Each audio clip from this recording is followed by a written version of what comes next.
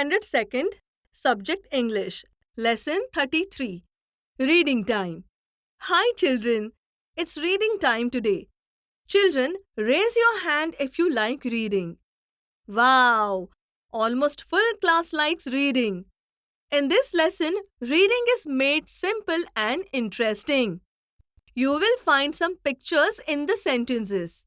You have to name the picture and complete the sentence. So let's start.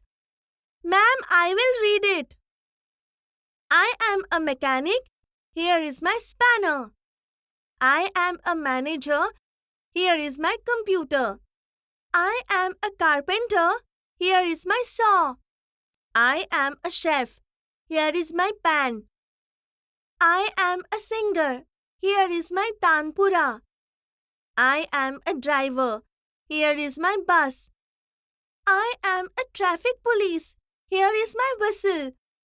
Isn't it easy to read sentences with the help of pictures? Now let's do one more activity. I will write some words on the blackboard. You have to read them and draw its picture. Moon. Ma'am, I will try first. It's moon. It's rocket. It's star. It's sun. It's tree. It's flower. Well done, children.